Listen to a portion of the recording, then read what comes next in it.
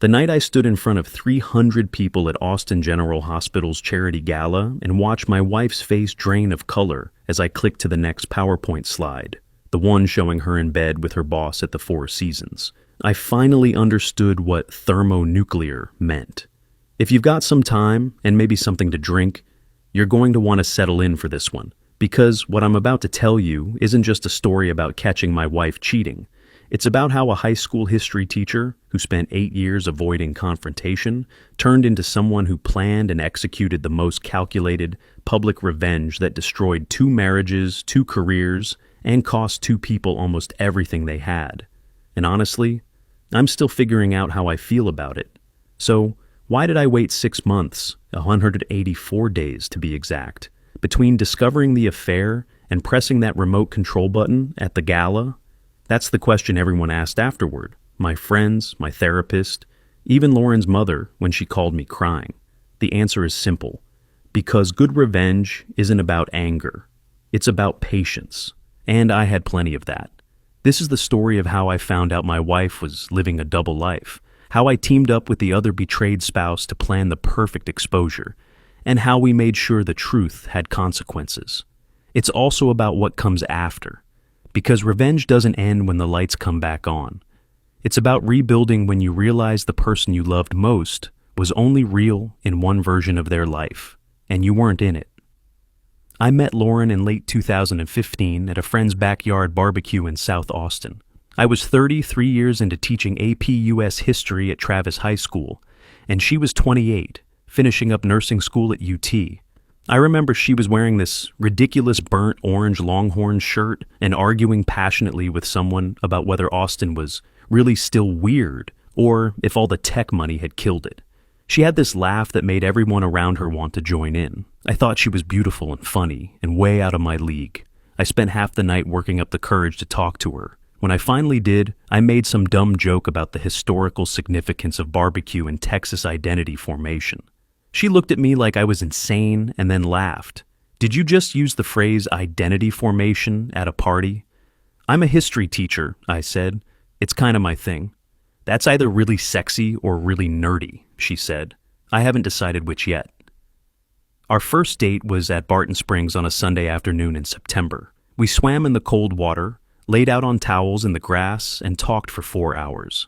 She told me about her plans to work in emergency medicine, to save lives, to make a real difference. I told her about my students, about how I loved watching 17-year-olds discover that history wasn't just dates and dead people, but patterns and stories that explain why the world looked the way it did. You actually like teaching, she said. It wasn't a question. I love it, I said. Is that weird? No, she said. It's rare. Most people talk about their jobs like their prison sentences. You talk about yours like it matters. It does matter, I said. She smiled. See, that's sexy. That was the moment I fell for her. Not because she thought I was sexy, though that didn't hurt, but because she understood that teaching was more than a job to me. It was who I was. We dated for 6 months before I asked her to marry me. It wasn't some grand romantic gesture. We were in my apartment on a Tuesday night, watching The West Wing, and she was half asleep on my shoulder. I just looked at her and thought, I want to do this forever. Marry me, I said. She sat up. What? Marry me.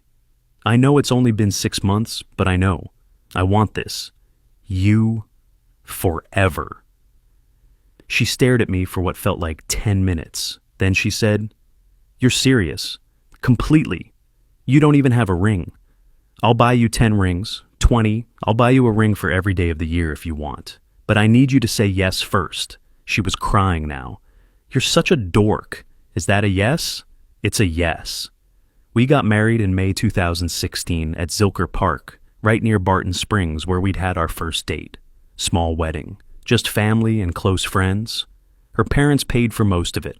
They were well off, lived in Westlake in one of those houses with the perfect lawns and the automatic sprinklers. Her dad, Richard, was some kind of management consultant who'd made a fortune helping companies optimize their human capital, which I'm pretty sure meant firing people more efficiently. Her mom, Patricia, was nice, but in that distant way wealthy people sometimes are, like she was always slightly surprised to find herself talking to you. My parents drove down from Fort Worth in my dad's old Ford F-150. Dad was an electrician, Mom worked at a grocery store. They didn't have much, but they brought what they could. A check for $500 and a cooler full of my mom's homemade potato salad for the reception. I remember feeling self-conscious about the contrast when my mom hugged Lauren's mom and left a sweat stain on her expensive dress. But Lauren squeezed my hand during the ceremony and whispered, "Your family is real. That's what matters." I believed her. We bought a house in South Austin that summer. 3 bedrooms, built in the 70s, needed work but had good bones, as my dad would say. We closed in August and spent the first month painting every room, pulling up old carpet, refinishing the hardwood floors underneath. Lauren would come home from 12-hour shifts at the hospital, and we'd paint until midnight, listening to old Motown records on a cheap turntable we'd bought at a garage sale. The house was mostly mine on paper. I qualified for the mortgage on my teacher's salary, barely. $52,000 a year in Austin doesn't go far, but it was enough. Lauren contributed $15,000 to the down payment from her savings. We joked that it was our first joint investment, our first real grown-up decision. She started working ER nursing at Austin General Hospital that fall. Night shifts mostly, 7 p.m. to 7 a.m., 4 days a week. She'd come home exhausted, smelling like hospital disinfectant and other people's emergencies. I'd make breakfast for dinner at midnight, scrambled eggs, bacon, toast. And we'd sit at our second-hand dining table, and she'd tell me about her shift, the car accident victims, the heart attacks, the drunk college kids who'd done something stupid, the occasional save that made it all worth it. "We brought a guy back tonight," she said one morning in November, still in her scrubs, dark circles under her eyes. "Cardiac arrest in the parking lot. We coded him for 23 minutes. I did compressions until my arms felt like they were going to fall off. And then his heart just started again, like it remembered what it was supposed to do." "That's incredible," I said. "It is," she said. "That's why I do this, for those moments." I remember thinking I'd married someone who ran toward the things most people ran away from. Someone brave, someone better than me. For the first few years, it was good. Not perfect, what marriage is, but good. I taught during the day, coached the debate team after school, spent weekends grading papers while she slept off her shifts. We had this Sunday brunch tradition, this place on South Congress with the good migas. We'd sit outside, read the paper, make fun of the tourists in their Keep Austin Weird shirts. Looking back, I think those brunches were the last time we were actually real with each other. The cracks started showing in 2019. Small things at first. Lauren got promoted to charge nurse that spring, which meant more responsibility, more stress, and a new boss, Brandon Stevens. 41, married with 2 kids, one of those guys who's aggressively charming in a way that always made me feel like I was being sold something. I met him at the hospital's holiday party that December. He shook my hand too long, called me buddy, told Lauren she was absolutely crushing it at work. She blushed. I felt something twist in my stomach, but told myself I was being insecure. Then 2020 hit. COVID. The pandemic. Lauren's hours became insane. Doubles, triples, shifts that bled into each other. She'd come home at odd times, shower immediately, barely speak. I assumed it was trauma, burnout, the weight of watching people die. I tried to be supportive, gave her space, picked up all the household stuff. She started mentioning team dinners with Brandon and other nurses. Decompression sessions, she called them. A way to process the horror of the ER. I thought it made sense. I had no idea I was already being lied to. By 2021, our physical relationship had basically died. We went from weekly to monthly to almost never. When I'd try to talk about it, she'd snap. "You don't understand the pressure I'm under, David. People are dying. I'm exhausted." And I'd back down, because that's what I always did. I was a people pleaser, conflict avoidant to a pathological degree. If someone was upset, I'd rather swallow my own feelings than make waves. In late 2021, she suggested we split our finances. "It'll be easier for budgeting," she said. "We'll keep the joint account for mortgage and bills, but I'll handle my own checking." It seemed reasonable. I trusted her completely. I should have seen it then, but I didn't. By early 2023, we were basically roommates. Polite, cordial, occasionally affectionate in public. It's our 7th anniversary of the March. We went to a nice restaurant. She checked her phone constantly. I noticed but said nothing. When we got home, she went straight to bed. I sat on the couch with our dog, a mutt named Scout, and thought about whether this was just what marriage became after 7 years. Comfortable distance. I told myself it was normal. I was lying to myself as much as she was lying to me. That was the last night I believed in us. I just didn't know it yet. March 2024. Tax season. I'm sitting at our dining room table with a shoebox of receipts and our laptop, trying to organize everything before the April 15th deadline. I teach history, not math, but I'm meticulous about this stuff. I log into our joint credit card account to download the statements for 2023. That's when I saw it. Four Season Hotel Austin. 3 separate charges in 2023 alone. February, June, October. Each one over 1,100. We'd never stayed there together. Hell, we'd never stayed anywhere nice together. Our last vacation was a weekend in San Antonio 3 years ago. Then the restaurants, Uchi, Justine's, Jeffrey's, places I'd heard of, but could never afford on a teacher's salary. Places Lauren had never mentioned going to. My hands started shaking as I scrolled. Then I saw the Venmo transactions. Her account was linked to the card, and there in the statement were payments to B. Stevens, $200 in January, $450 in March, $800 in May, each one with a little note. Thanks, babe. Our place. Best weekend yet.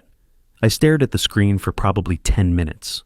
My brain was doing this thing where it was trying to find any explanation other than the obvious one. Maybe it was fraud. Maybe someone hacked her account. Maybe B. Stevens was a woman, a friend I didn't know about. And these were inside jokes, but I knew. Deep down, in that part of your gut that recognizes truth even when your mind is screaming at you to ignore it, I knew. I called in sick the next day, couldn't face my students, spent the entire day in bed, alternating between rage and this weird, numb shock. Lauren came home that evening from a shift, found me on the couch. You okay? She asked. Yeah, just a stomach bug, I lied. She nodded, kissed the top of my head, went to shower. I listened to the water running and thought about confronting her. I didn't. I wasn't ready. The next morning, April 12th, I created a burner Venmo account, searched for B. Stevens, found him immediately. Brandon Stevens. Profile picture, him in a suit with a blonde woman and 2 kids, everyone smiling. Hospital administrator. His public transactions went back years, and there, mixed in with payments to his lawn service and his kids' school, were payments to Lauren. For the weekend, dinner and more. Love you. I sat in my classroom during my planning period and threw up in the trash can. That weekend, while Lauren was at work, I started investigating. I created a secret Google Drive folder, labeled it 2024 Taxes Backup, in case she ever saw it. Started taking screenshots of everything, Venmo transactions dating back to October 2021. That was 31 months. 31 months of lying to my face every single day. I called the hospital, pretended to be Lauren, said I needed to verify my PTO days for taxes. The HR person was nice, read me the dates. They didn't match what Lauren had told me, not even close. Then I found it. I was looking for insurance paperwork in her car. She'd mentioned something about updating our policy. And I found a bank statement she'd left in the glove compartment. Austin Credit Union, an account I'd never heard of. Opened January 2022. It was a joint account. Lauren Reeves and Brandon Stevens. Regular deposits from him. $1,000 here. $2,000 there. Withdrawals for $100 every month, labeled rent. They had an apartment. Together. A whole second life. I drove home and couldn't even make it inside before I broke down in the driveway. Sat there in my car for an hour, crying so hard I thought I might actually pass out. Scout came to the window, pressed his nose against the glass. That's what finally got me inside.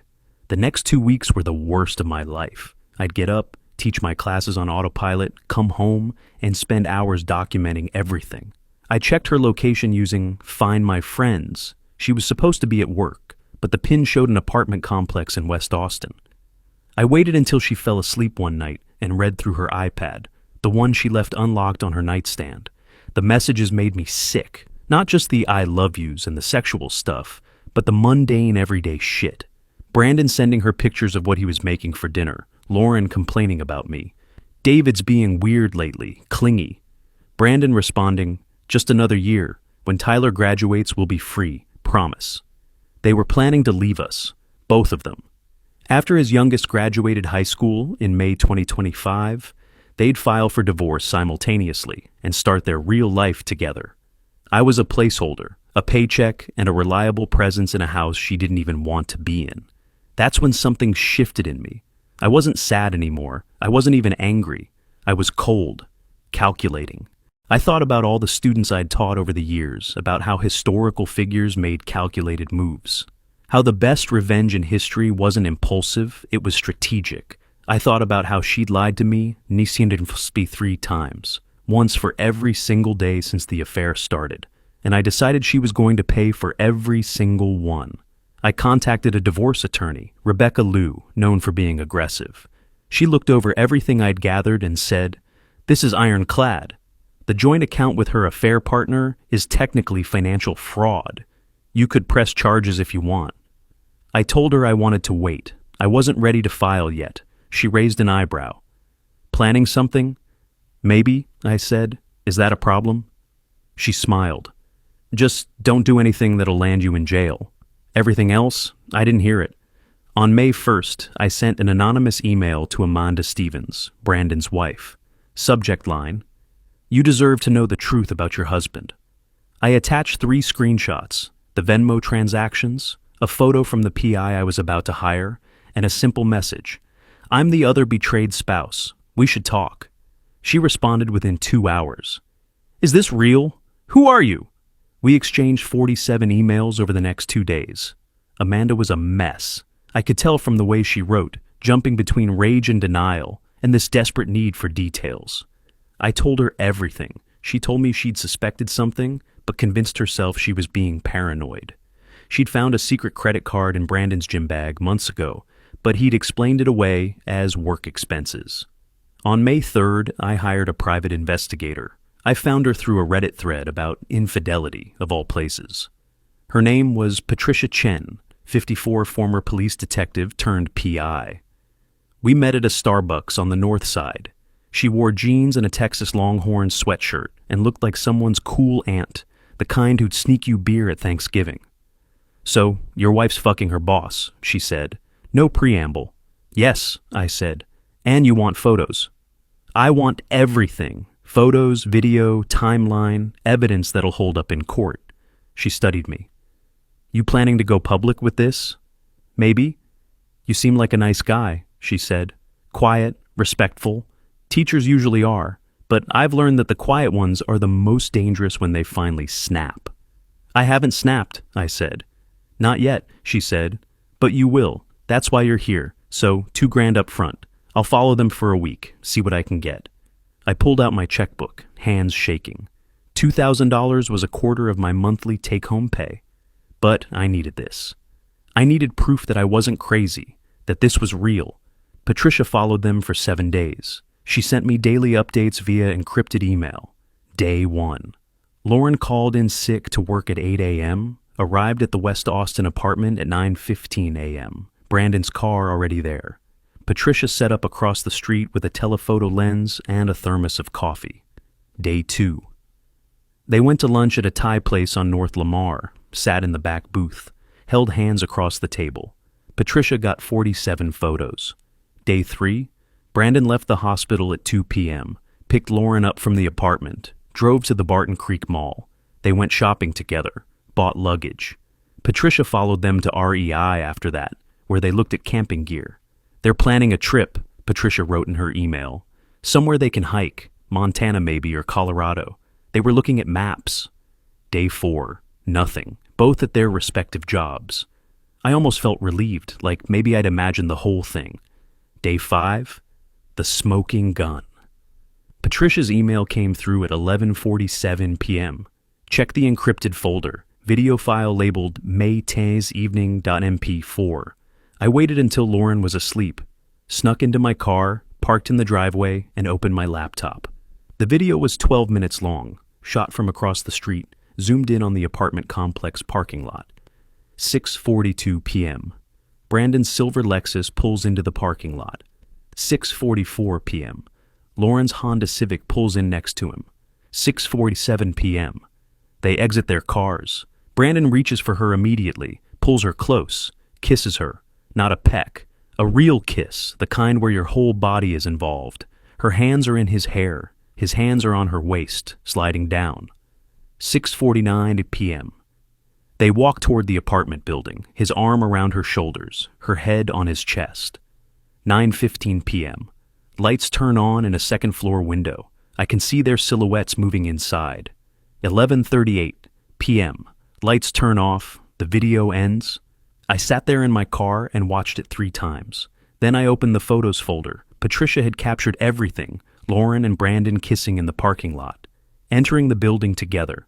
His car still there at midnight, at 2 a.m., at 6 a.m. when Patricia finally left.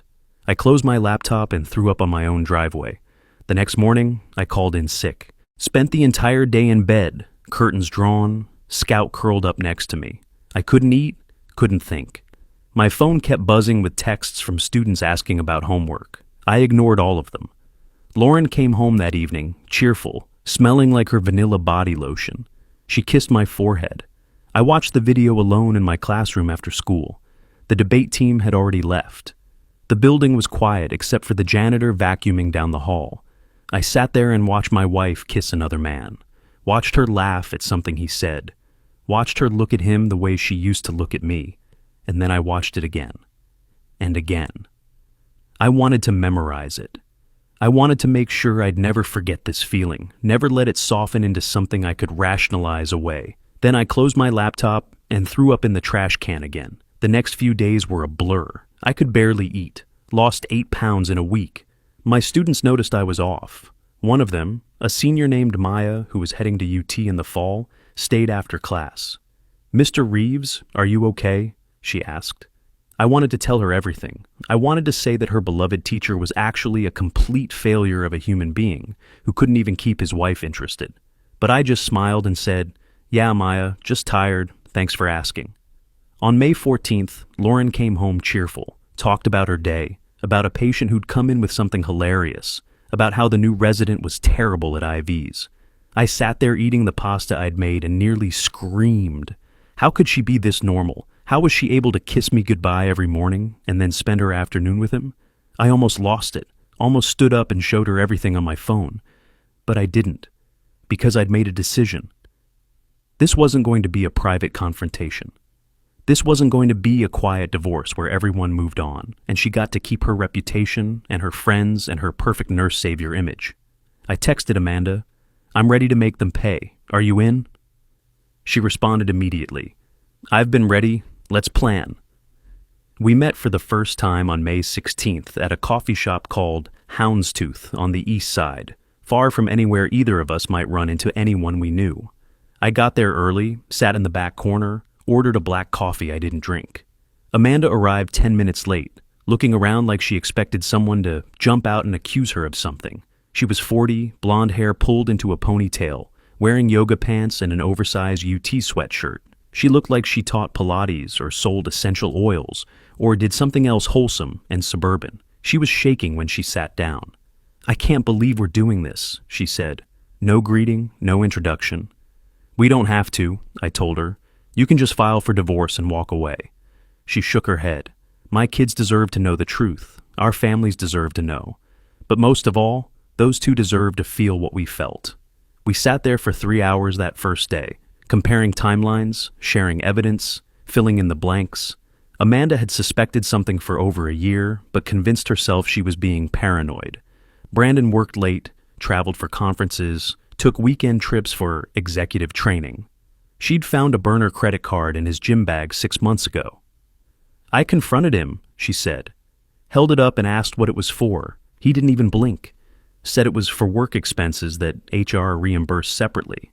Some story about corporate accounting. And I believed him. I wanted to believe him. "I get that," I said. "Do you?" She looked at me, really looked at me. "Do you understand what it's like to know something is wrong, but talk yourself out of it because facing it means your entire life falls apart?" Yeah, I said, I do. Over the next 2 weeks, we met 4 more times. Always different coffee shops, always careful.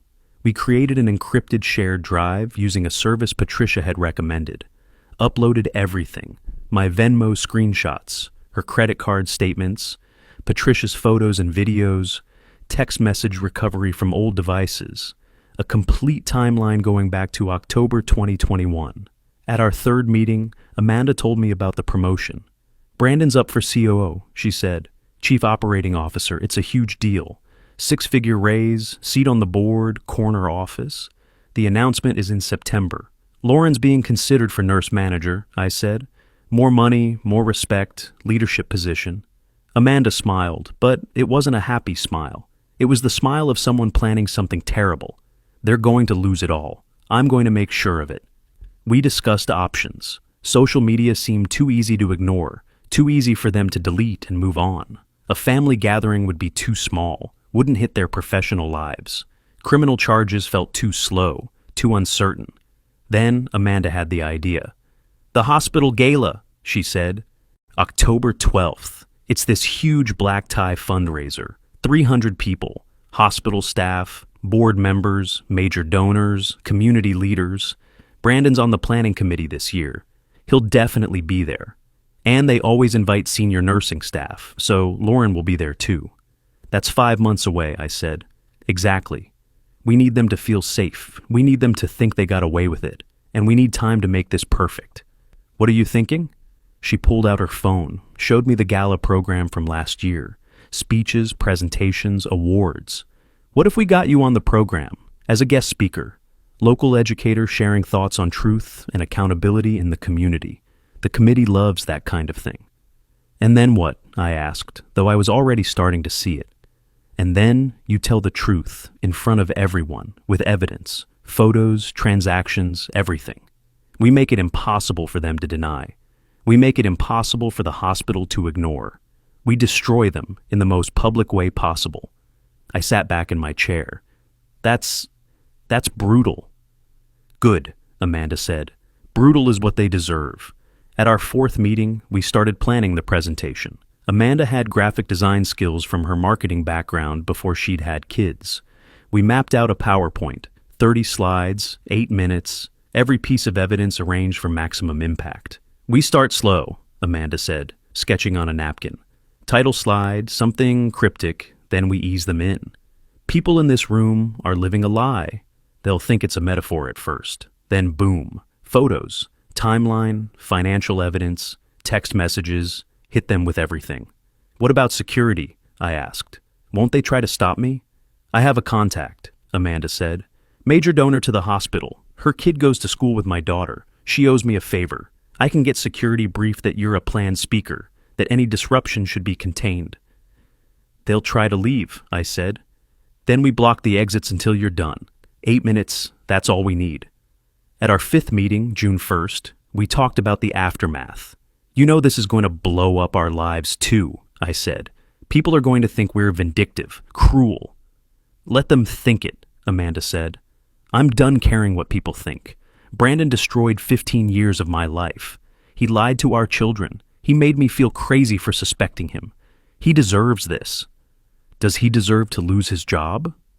Yes. His kids' respect? That's on him, not me. What about Lauren? I asked.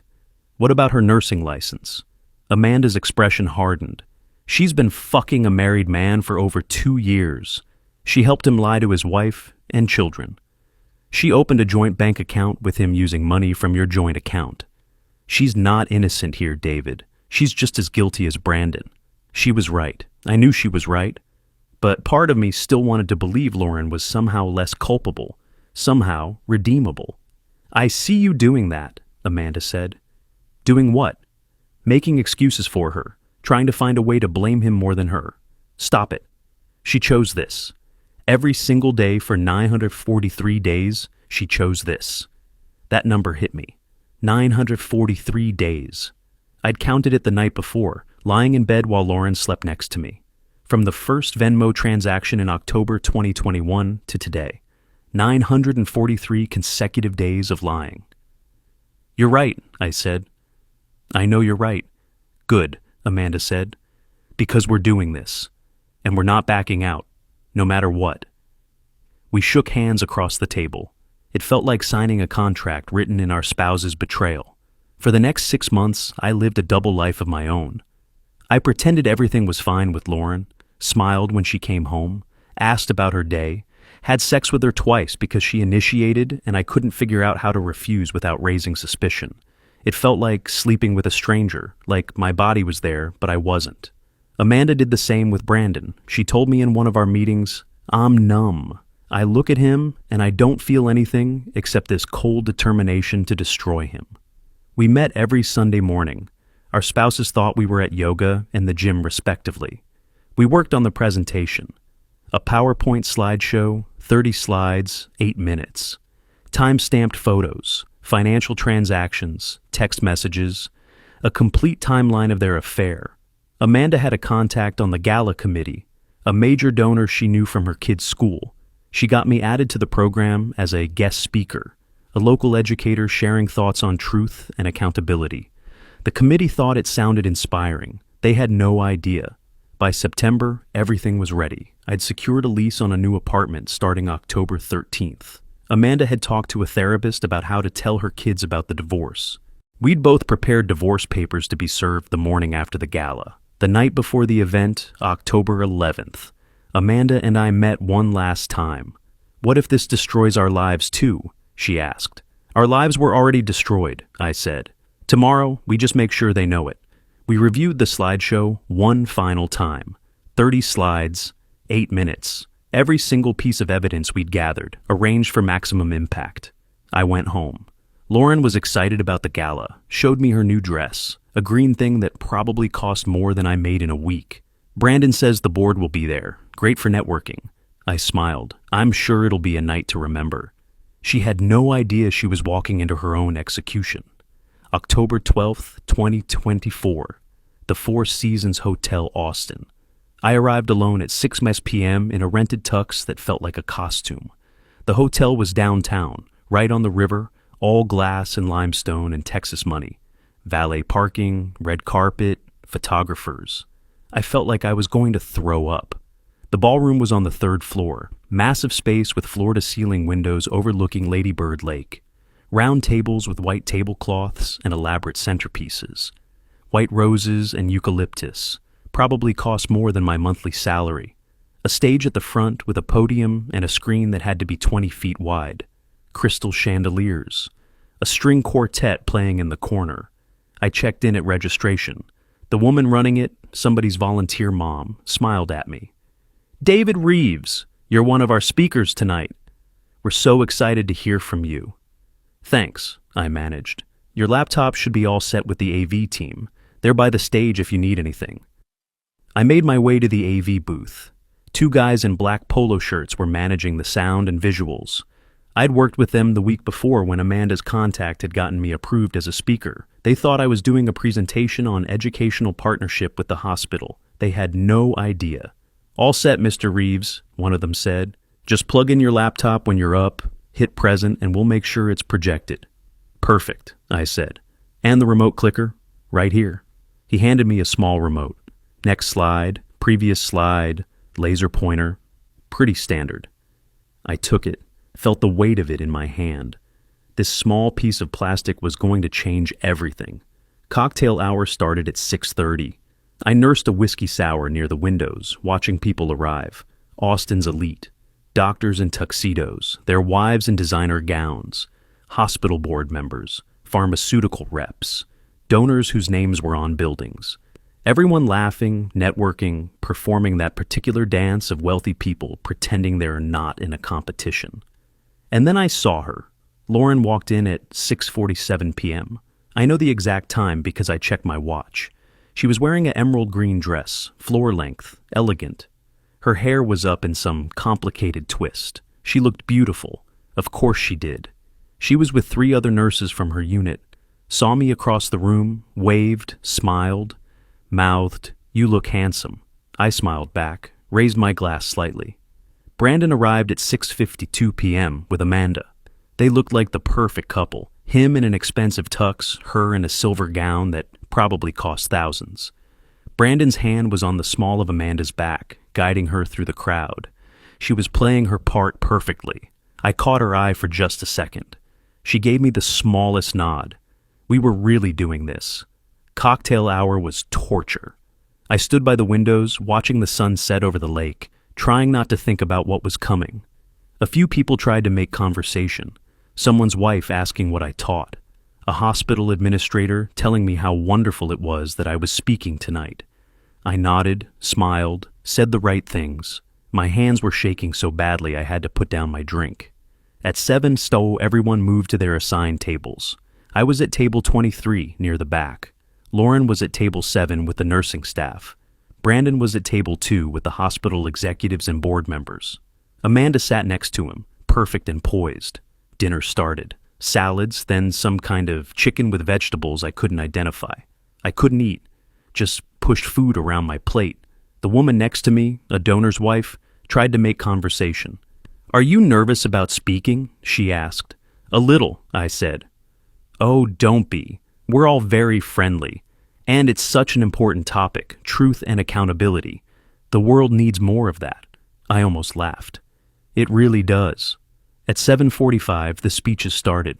The hospital CEO, a tall man with perfectly white hair, welcomed everyone, thanked the donors, talked about the hospital's mission, introduced the theme of the evening, building trust through excellence. I watched Lauren at her table. She was laughing at something someone said, sipping white wine. She had no idea. Then came the presentations. A video about the hospital's achievements this year, an award for the top fundraising department. Brandon got up and gave a speech about integrity and teamwork and our commitment to excellence. "We pride ourselves on maintaining the highest ethical standards," he said, standing at the podium in his expensive tux, "on treating each other with respect and honesty, on being worthy of the trust our community places in us." I gripped my fork so hard I thought it might bend. Amanda, at table 2, was staring straight ahead, her face expressionless. At 8:15, the MC took the podium, some local news anchor, perfectly styled hair and whitened teeth. "And now," she said, "we have a very special presentation. David Reeves is a local educator at Travis High School, and he's here tonight to share some thoughts on truth and accountability in our community. Please welcome David to the stage."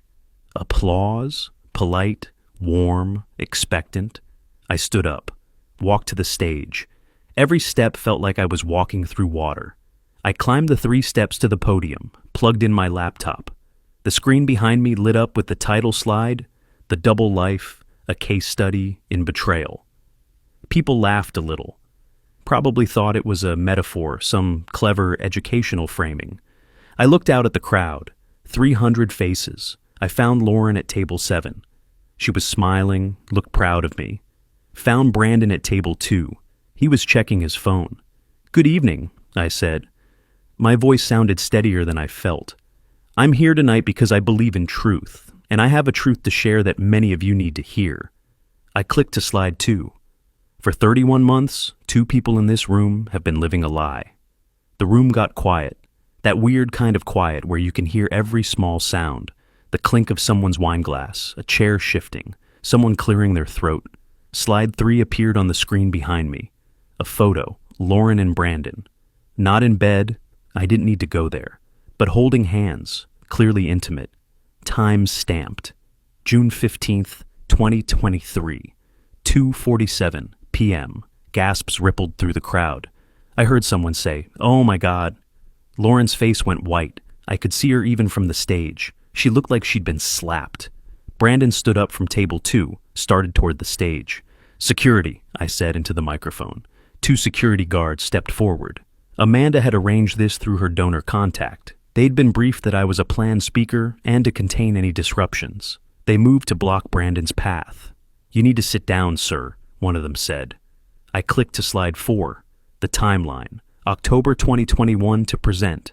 Dates, locations. October 17, 2021. First Venmo transaction. Brandon Stevens to Lauren Reeves, $200. Thanks for tonight. Slide 5, more timeline. hotels, the Four Seasons, the W Hotel, the apartment on West 5th. They had a secret apartment, I said.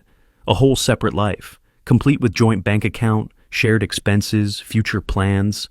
People were taking out their phones now, filming. I didn't care. Let them film. Let this live forever. Slides 6 through 10, financial evidence, Venmo screenshots blown up to 20 feet wide. Thanks, babe. Our place? Best weekend yet. Bank statements from Austin Credit Union. Regular deposits from Brandon to the joint account. Rent withdrawals for $800 monthly.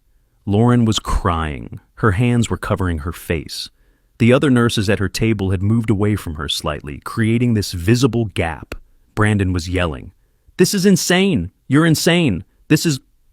But the microphone drowned him out.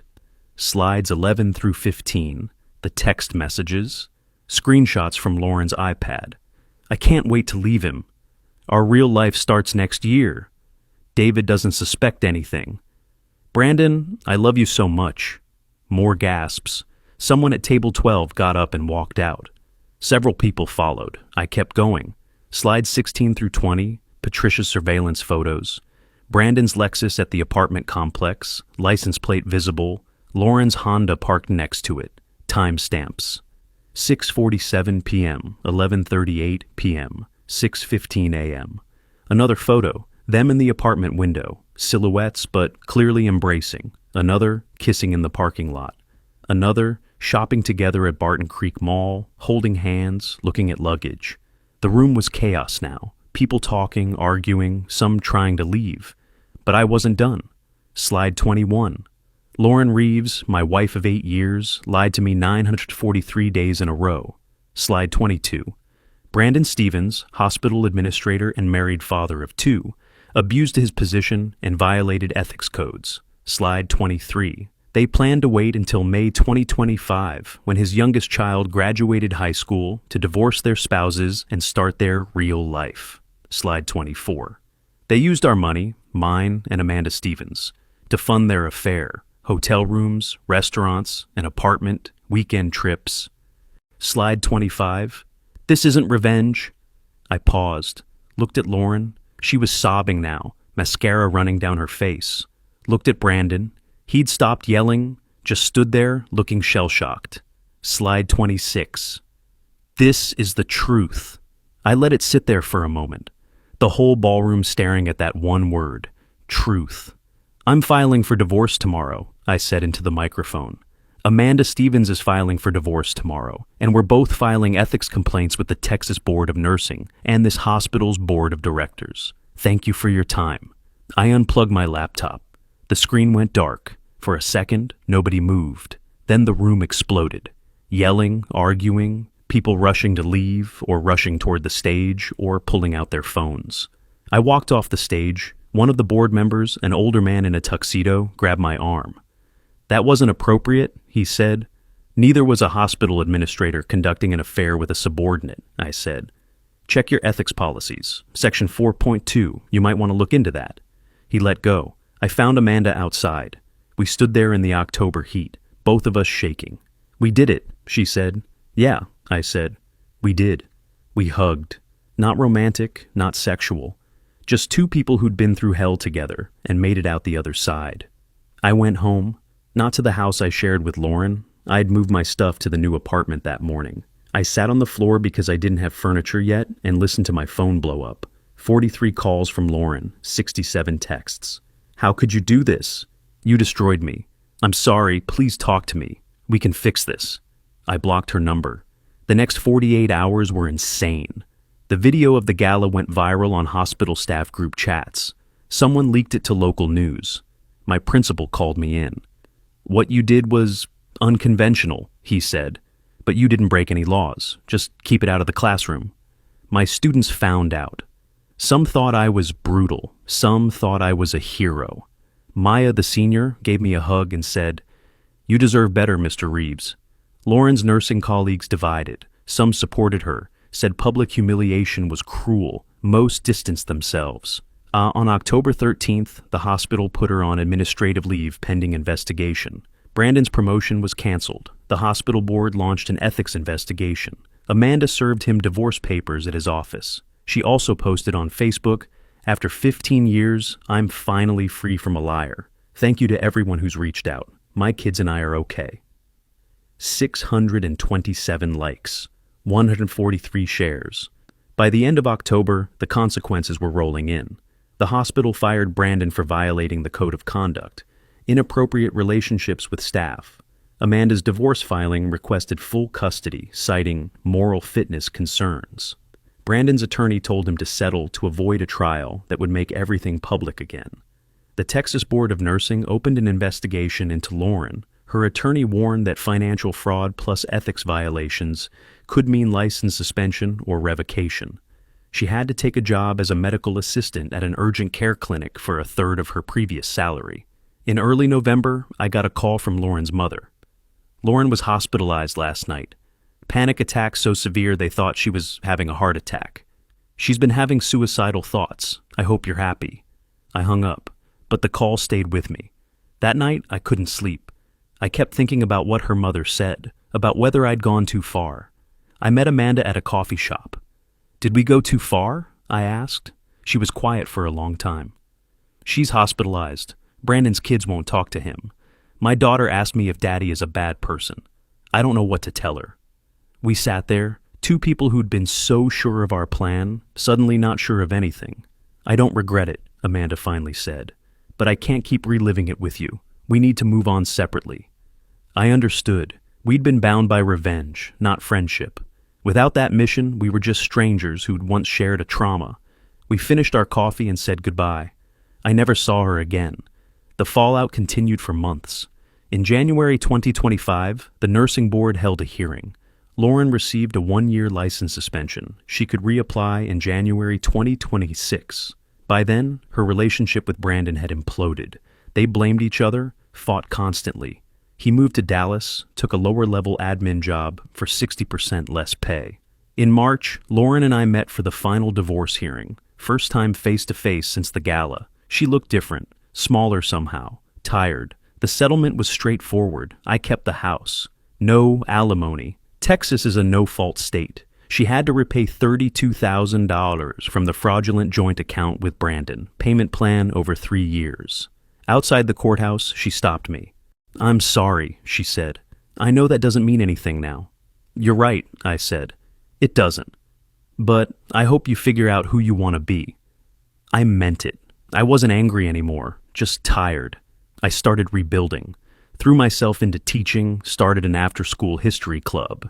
Went to therapy every week, joined a running group called South Austin Runners.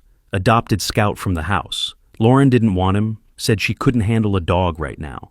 In April, I started dating. A woman named Sarah, a librarian I met through friends. I was honest with her from the start. "I'm still processing a lot. I can't do serious right now." She smiled. "That's okay. I'm not in a hurry." In therapy, I finally confronted my own role in what happened. I ignored red flags, I told my therapist. I was so scared of conflict that I let myself become invisible. "But you're not invisible anymore," she said. She was right. I'd spent 38 years avoiding confrontation, being the nice guy, the people pleaser who swallowed his feelings to keep the peace. And then one day, I decided peace wasn't worth it anymore. One of my students asked me in private one day, "Mr. Reeves, how do you know when to fight for something?" I thought about it. When staying silent costs you more than speaking up.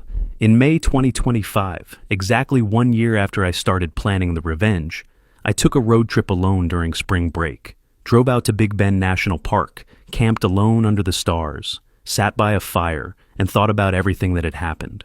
I thought about Lauren, who I'd loved completely and who'd loved me in only one version of her life, the version where I was the stable backup plan. I thought about Brandon, who'd lost his career, his marriage, his kids' respect. I thought about Amanda and her children, who'd had their family destroyed by two people's selfishness. And I thought about myself, about the person I'd been a year ago, passive, avoidant, willing to accept crumbs, and the person I was now, someone who'd orchestrated public humiliation, who'd destroyed careers, who'd chosen the most painful route possible. I wasn't sure which version of me was better. Maybe neither. Maybe I was just someone who'd been pushed past his breaking point and discovered he was capable of cruelty when he needed to be. It's October 2025 now. 1 year since the gala. I'm still teaching at Travis High, got promoted to department chair. Still dating Sarah. It's serious now, 6 months in. We're taking it slow. She knows everything, doesn't judge me for it. I renovated the house, painted over all the colors Lauren chose, made it mine. I run marathons now, lead the history club, have a close group of friends who stood by me through everything. I still see my therapist monthly, still process what happened. Some days I'm proud of what I did. Some days I'm ashamed. Most days I'm just neutral. It happened. It's over. I'm here. Lauren got her license reinstated this year. She's dating someone new, a pharmacist. I heard through mutual friends they're taking it slow, that she's in therapy too. Brandon is still in Dallas. His kids talk to him now, but it's strained. He's trying to rebuild. Amanda is doing well. Got her real estate license, financially stable. Kids are in therapy, but healing. She maintains a professional relationship with Brandon for co-parenting. We're all just trying to figure out what comes after the wreckage. People ask me if I regret it. The gala, the slideshow, making it public. Honestly, some days I do. Some days I wish I'd just filed for divorce quietly and moved on. But most days, I remember what it felt like to be lied to for 943 days straight. And I think, she chose this. Brandon chose this. I just made sure the truth had consequences. I'm not the hero of this story. I'm not even sure there is one. I'm just a guy who got cheated on, and instead of falling apart, I got calculated. And yeah, maybe that makes me a little cold, but it also made me free.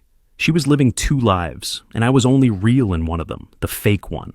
The one where I was the supportive husband who worked hard and asked for nothing, and accepted whatever scraps of affection she threw my way. In her real life, the one with Brandon, the apartment, the future they were planning, I didn't exist. But in the end, I was more real than she ever gave me credit for. Real enough to see through the lies, real enough to plan, real enough to make sure that when the truth finally came out, it cost them everything. Lauren's living her life now. Brandon's living his, Amanda's living hers, and I'm living mine. We're all just trying to figure out what comes after betrayal, after revenge, after the dust settles and you're left standing in the wreckage wondering who you became. And honestly, that's enough. Someone once told me that the opposite of love isn't hate, it's indifference. I think I finally got there. I don't hate Lauren anymore. I don't hate Brandon. I don't even think about them most days. When I do, it's just a distant memory of a different life, a different version of me who thought love meant sacrificing yourself completely. Now I know better. Love is supposed to make you bigger, not smaller. It's supposed to add to your life, not erase it. And if someone can't see that, if someone can look you in the eye and lie for 943 consecutive days, then maybe they deserve to face the truth in front of 300 people on a Saturday night in October. Maybe that's cruel. Maybe I'll spend the rest of my life wondering if I went too far. But it feels like peace.